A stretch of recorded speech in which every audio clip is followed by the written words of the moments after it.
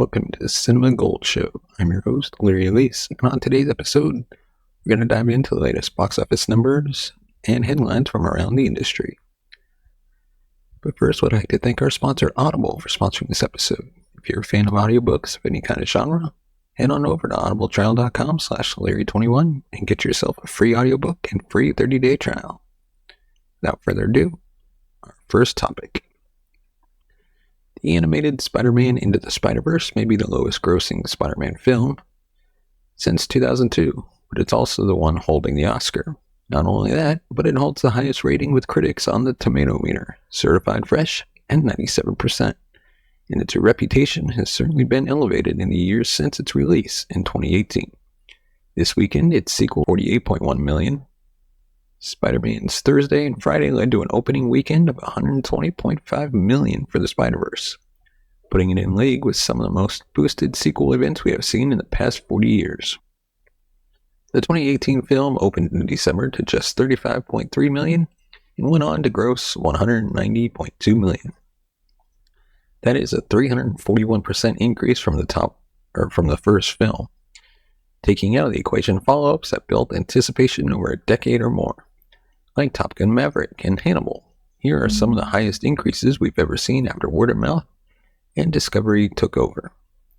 Starting off with Austin Powers, The Spy Who Shagged Me, 475%, Scream 2, 418%, Pitch Perfect 2, 366%, Spider-Man Across the Spider-Verse, 341%, Matrix Reloaded at 230%, The Dark Knight, 220%, Ace Ventura When Nature Calls, 212%, Nightmare on Elm Street, number 3 at 209%, Die Hard 2 at 206%, Indiana Jones and the Temple of Doom at 205%.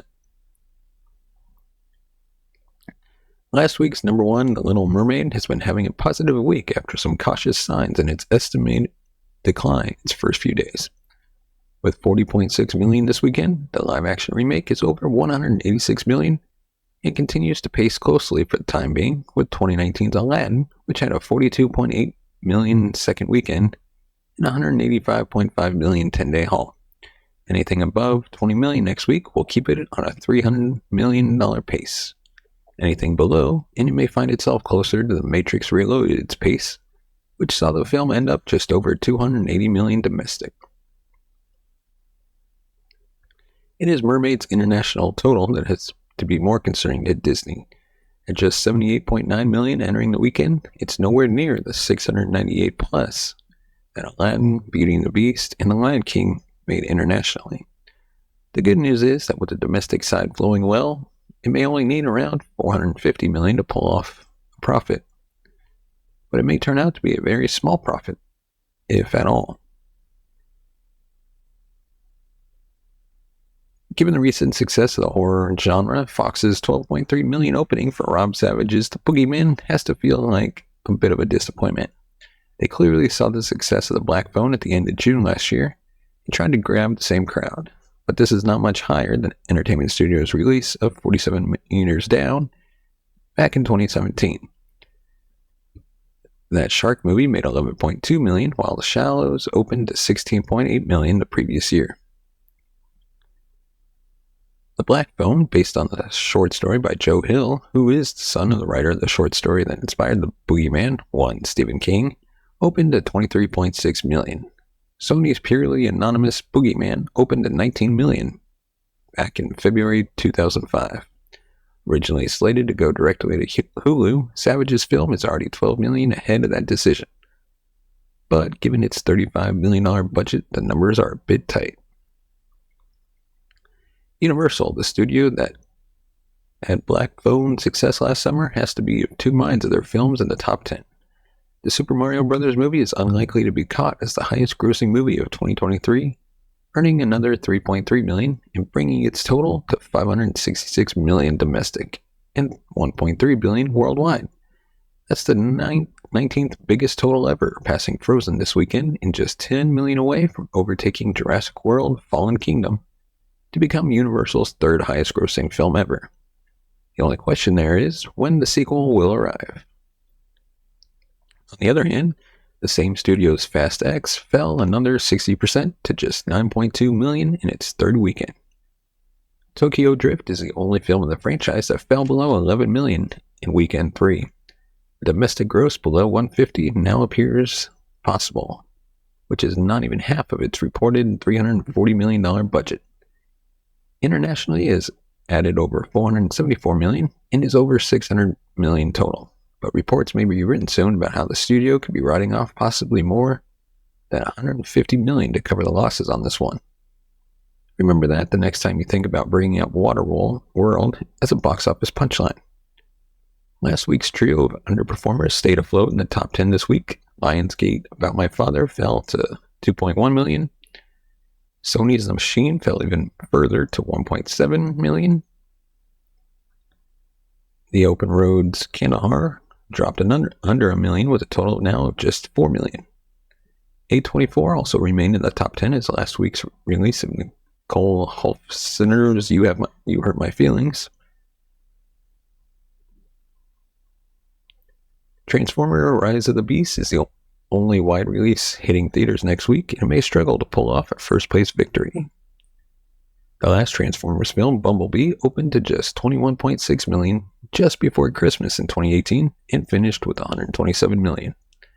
The last film to use the moniker of Transformers, The Last Night, opened in 2017 to $44.6 million and finished with only $130.1 million. It would take an extraordinary drop for Spider-Man to lose to what it is likely going to be a paltry opening by the franchise's standards. So to recap our box office results, we have Spider-Man coming out on top, $120.5 million, followed by The Little Mermaid at $40.6 million, then The Boogeyman at $11.5 million, Guardians of the Galaxy at $10.2 million, Fast X at $9.2 million, Super Mario Bros. Movie at $3.3 million, About My Father at $2.1 million, The Machine at $1.7 million, You Hurt My Feelings at $769,000, and Kandahar at $765,000. Let us know your thoughts in the comment section below, and give us a thumbs up if you like our video. And as always, subscribe to the channel, and hit that bell notification button to be notified of future videos. And now on to our next topic. Hocus Pocus 3 is in the works at Disney. Sean Bailey, president of Walt Disney Studios Motion Picture Production, confirmed the development of the third Hocus Pocus film in an interview with the New York Times. He confirmed the project was happening as he discussed other upcoming live-action projects, including Mona, Lilo and Stitch, and Hercules remakes. The news of Hocus Pocus receiving yet another sequel comes 9 months after the Anne Fletcher-directed Hocus Pocus 2 premiered on Disney+, drawing in 2.7 billion minutes viewed on its opening weekend.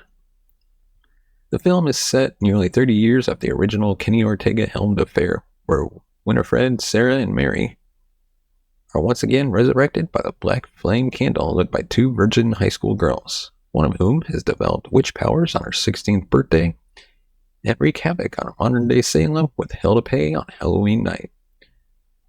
There are no other details about Hocus Pocus 3, such as casting or setting. However, in an interview with Entertainment Weekly last year, Bette Midler expressed interest in reprising her role of Winifred once more. Let us know your thoughts in the comments section below. What do you think about Hocus Pocus 3? Do you think it's time to put Hocus Pocus to rest, or do you think a third one will find success at the box office? Or I should say, actually, streaming. And our next topic, Renfield on Peacock has received a release date for streaming. Nearly 2 months since its theatrical release, the Renfield release on Peacock has finally been revealed for the streaming debut of Universal Pictures' latest horror comedy. The Nicholas Hoult-led movie will be available for streaming on next week, June 9th. Despite its all-star cast, Renfield had an underwhelming box office performance, as it only earned a worldwide gross of $25 million against a reported budget of $65 million. Renfield stars Nicholas Hoult, Golden Globe winner Awkwafina, Oscar winner Nicolas Cage, Ben Schwartz, Adrian Martinez, and Bess Roos. The film is directed and produced by Chris McKay from a story based on an original pitch from The Walking Dead's Robert Kirkman and was written by Ryan Ridley. Producers are Skybound Entertainment's Kirkman, David Alpert, Brian First, and Sean First, with McKay's partner Samantha Nisboim set as an executive producer. Let us know your thoughts in the comments section below. What did you think of Renfield? Did you enjoy it, or were you let down by it? And now on to some Disney Plus news. Disney is expected to remove even more content from Disney Plus and Hulu. After taking a handful of shows and movies off of Disney and Hulu last week, Disney has stated the company will incur a $1.5 billion impairment charge for this quarter. The news comes in an SEC filing from the company on Friday. Disney notes that after removing certain produced content from its streaming services, they will record a $1.5 billion impairment charge in its fiscal third quarter financial statements. These charges will be made to, quote, adjust the carrying value of those content assets to fair value. Disney also said that it will continue to review content on streaming platforms and anticipates removing even more produced content from direct-to-consumer streaming services. As a result of this, Disney anticipates incurring further charges upward of $400 million. The move comes following a fairly substantial purge on streaming services like Disney Plus and Hulu, with the company removing more than 50 titles from both in total. Series like The Willow, The Mysterious Benedict Society, Dollface, and more were all removed. A move that Disney CEO Bob Iger says has the company on the right path for streaming's long-term profitability. And now our next topic. The Law & Order star wants the most underrated spinoff to come back. And I, personally, could not agree more. Since Dick Wolf's crime procedural Law & Order first premiered on NBC in 1990, television hasn't spent a single moment without it or one of its many spinoffs. Currently, the franchise has 3 programs running: the reboot of the original series that just finished its 2nd season and 22nd overall, Law & Order SVU, which has been renewed for a 25th season, and Law & Order Organized Crime, which has been renewed for a 4th season. Still, with all of that Law & Order in production, one former star of a Law & Order spinoff thinks there's room for more. Before Vincent D'Onofrio entered the MCU as Wilson Kingpin Fisk on Daredevil, he starred as Detective Bobby Gorin through 141 episodes of Law & Order Criminal Intent. Criminal Intent was canceled following its 10th season in 2011, but now D'Onofrio has made his pitch for the show to return. The star was asked about future seasons of his Law & Order spinoff during an appearance at Nashville's Comic-Con and responded to the notion favorably, saying, quote, that's a question for Dick Wolf, but come on, what am I, an idiot? It's a great part. He's a great look. Dick, 7, 8, 9 episodes would be great. Later on Twitter, D'Onofrio tagged his Criminal Intent co-star, Catherine Erb, to pitch her on the project of revival. Practically speaking, the chances of a full-blown Law & Order Criminal Intent continuation remains low.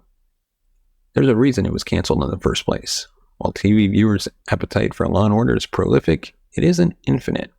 Even the original ran out of steam, taking nearly a decade off before getting its revival. Meanwhile, the crackling chemistry between Elliot Stabler and Olivia Benson and the nature of the crimes they investigate on SVU always captured audiences' interest for far more than on the relatively cerebral Criminal Intent. Nowadays, Organized Crime fulfills mostly the same niche as Criminal Intent, with its investigators looking to delve into the psyche of major criminal offenders.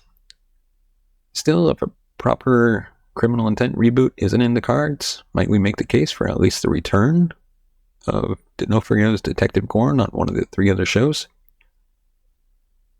Crossovers aren't a rarity by any stretch in the Law & Order franchise. In fact, Erb reprised her CI role of Detective Eames in Law & Order SVU Season 14.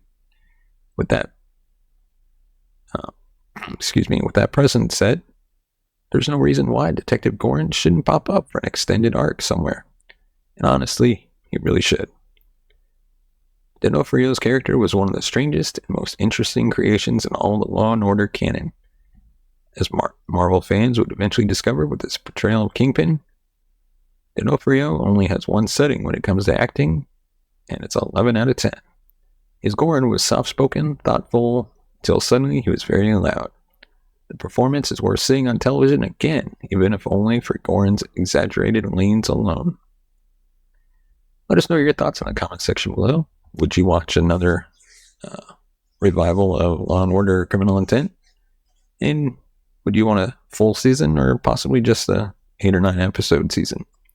And as always, if you want to support the channel, go ahead and go to buymeacoffee.com/cinemagold. Your support can help the channel grow, upgrade our equipment, and hopefully take this show on the road, as well as bring in new hosts, be able to pay them, and help create their content on our network. As always, thank you so much for watching and listening. Now go and give us a thumbs up if you like our video. We'll see you next time.